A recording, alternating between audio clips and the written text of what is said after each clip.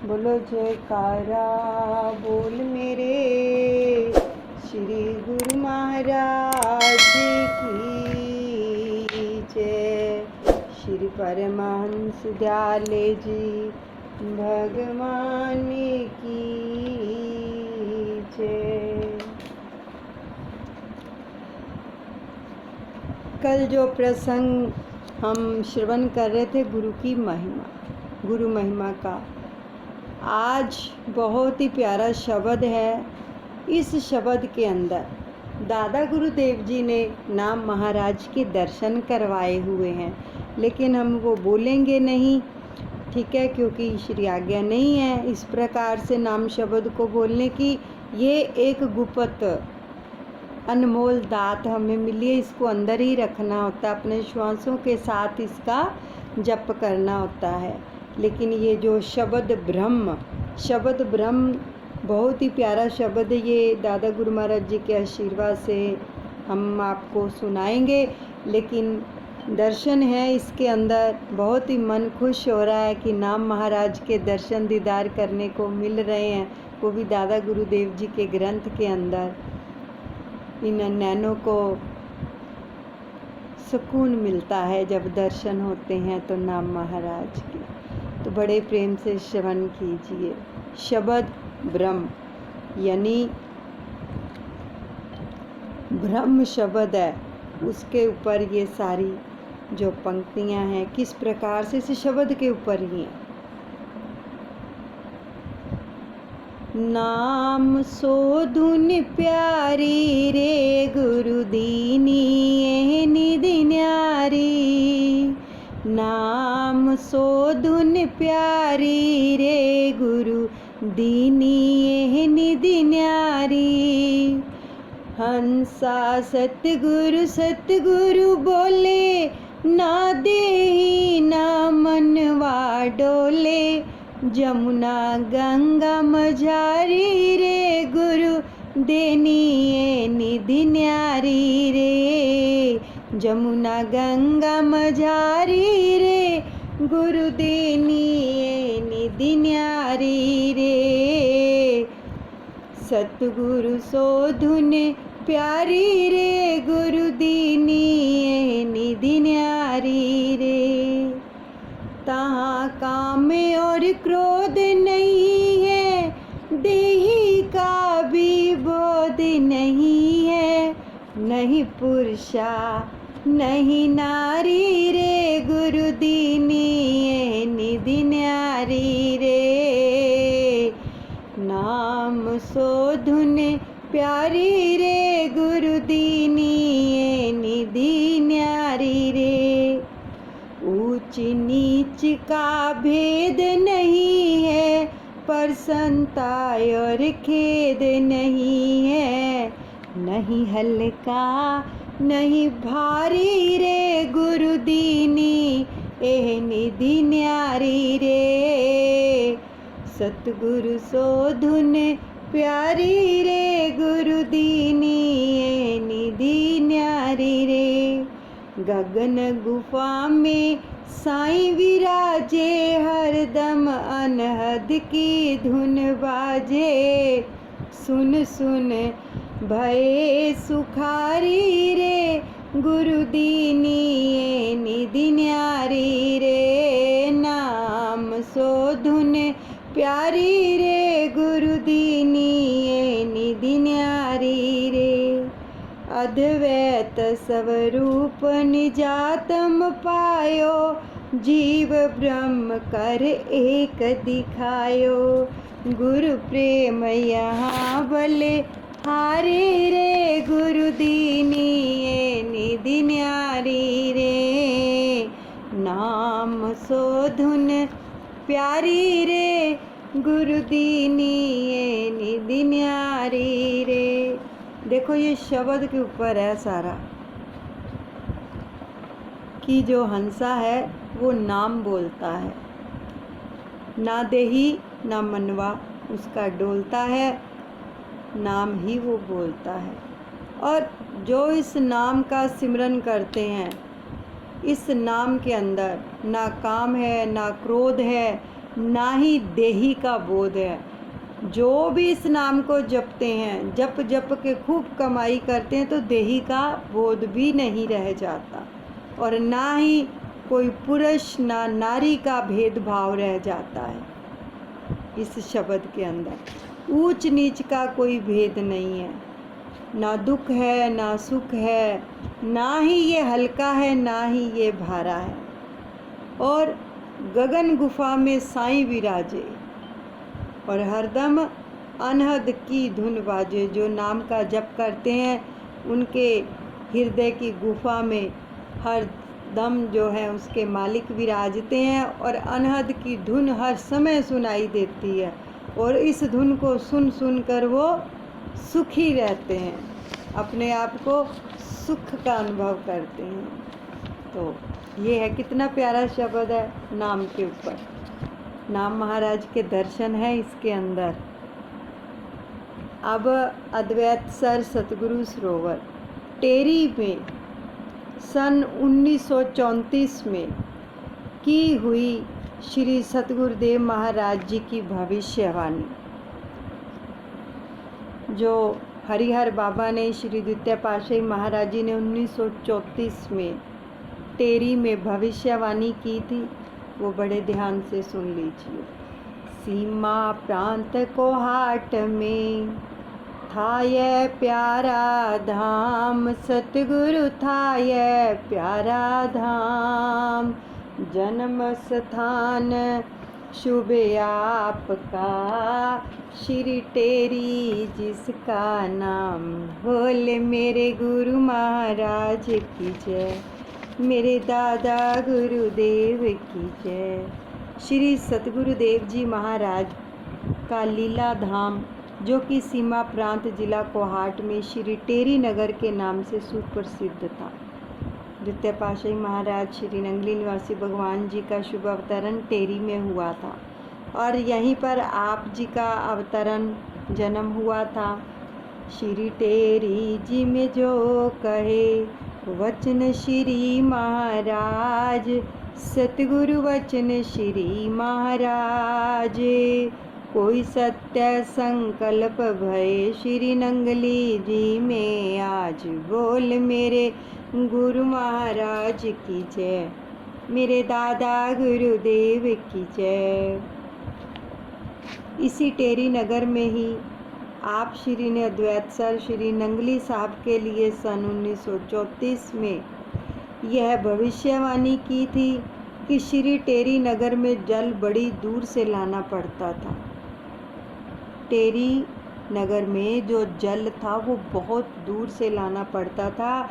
नगर भर के कष्ट दूर करने के लिए एक जलाशय बनाने का विचार हुआ, और वही अधूरा सपना आप श्री की संकल्प शक्ति से आज श्री नंगली धाम में वही अद्वैत सर के नाम से साकार हो रहा है।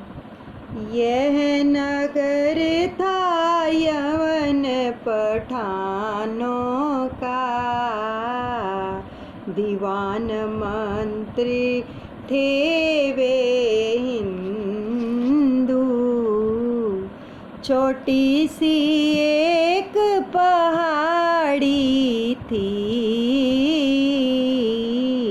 नहीं मिलता था जल का बिंदु।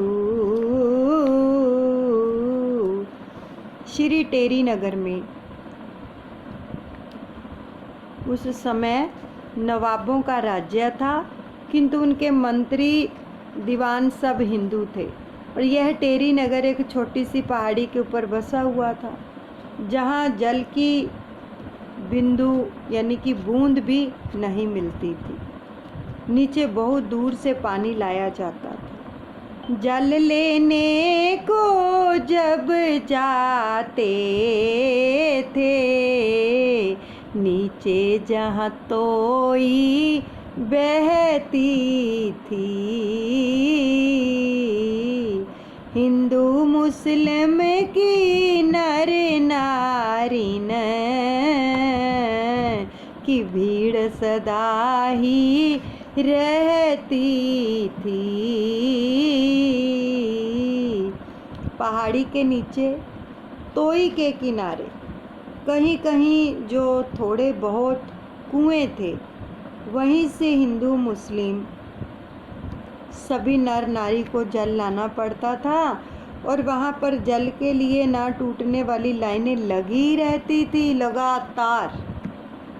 यह दृश्य आपने देखा जब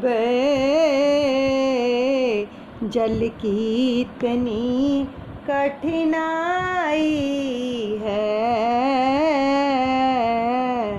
तब बुलवाए मंतरी नवाब, कैसी ये लापरवाही है। श्री सतगुरुदेव जी महाराज ने एक बार इस दृश्य को अपनी आंखों से देखा कि कितनी कठिनाई से यहाँ पर जल मिलता है, तो नगर के नवाबों और दीवानों को बुलवाकर कहा कि यह कैसी लापरवाही बरती जा रही है, क्या इसका कोई उपाय नहीं हो सकता। बोले सब कार्य करताओं से इस बात पे सभी विचार करो, दानी धर्मी हिंदू मुस्लिम सब मिलकर यह उपकार करो।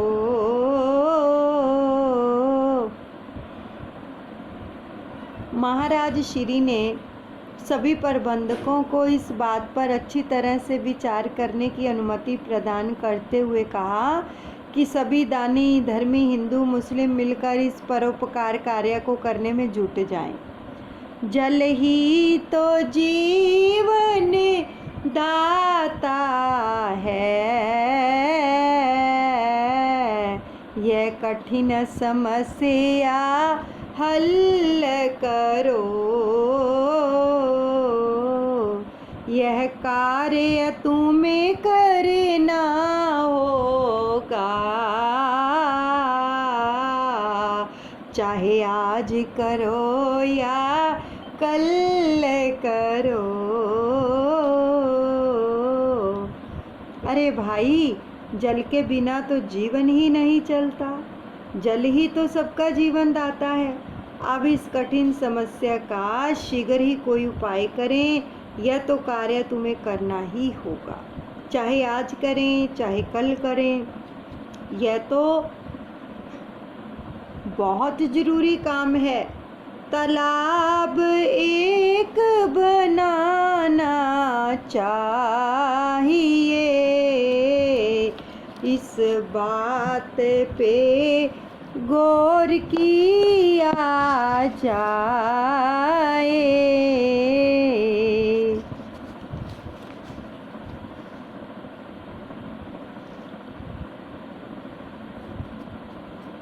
श्री गुरु महाराज जी ने सबको फरमाया कि यहाँ पर एक तालाब होना चाहिए ताकि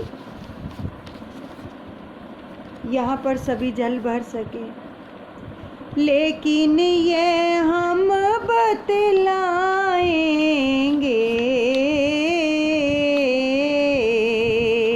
किस जगह पे बनाया जाए। महाराज श्री ने इस बात पर पूरी तरह से ध्यान देने की आवश्यकता बताते हुए कहा कि एक तालाब सरोवर ही बना डालें, किंतु स्नान की नियुक्ति हम करेंगे कि वह किस जगह पर बनाना चाहिए। उस स्थान की नियुक्ति श्री गुरु महाराज जी ने कहा वो स्थान कहाँ पर होगा ये नियुक्त हम करेंगे। इतना कह कर प्रभु मौन हुए और मूंद लिए अपने नैना, अंतर्मुख हो कर जो देखा तब किए उच्चारण ये बहना।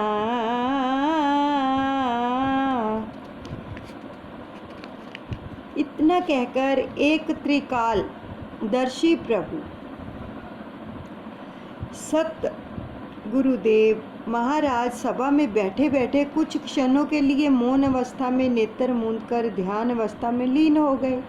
अब अंतर्मुख होने पर क्या भास हुआ, क्या अनुभव हुआ, जो संकेत उस समाधि अवस्था में श्री महाराज जी को मिले, उन भावों को इन शब्दों में वर्णन किया। मेरा अनुभव ये कहता है वह समय शीघ्र ही आएगा,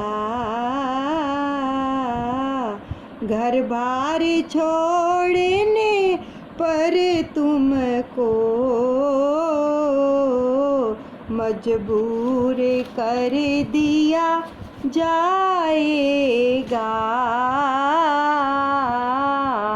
महाराज श्री ने फरमाया कि अभी जो ध्यान अवस्था में हमें अनुभव हुआ है वह एक भयानक दृश्य है। एक ऐसा समय आएगा कि तुम लोगों को अपने घर बार छोड़ने पर मजबूर कर दिया जाएगा, और कौन कहाँ जा रहा है, शरण लेगा, इसका कोई पता ठिकाना नहीं है, किसकी जाकर शरण लेगा। ऐसी एक आंधी आएगी, भारी तूफान खड़ा होगा, माँ बेटा नहीं संभालेगी,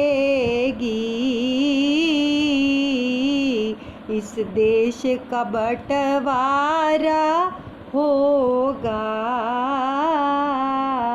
देखो, देश का विभाजन तो 1947 में हुआ, लेकिन श्री गुरु महाराज जी ने, हरिहर बाबा ने भविष्यवाणी कब की? 1934 में, इतने साल पहले ही।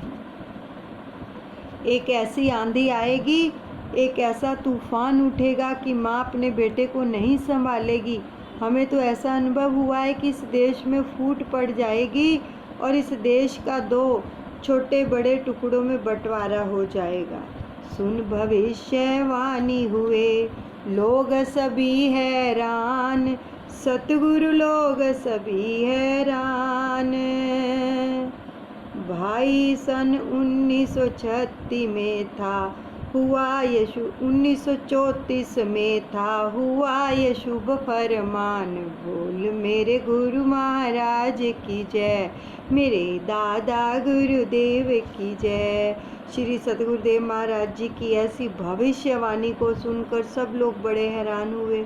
सबको बड़ा आश्चर्य हुआ कि महाराज ये क्या फरमा रहे हैं। महाराज श्री ने यह भविष्यवाणी सन 1934 में ही की थी।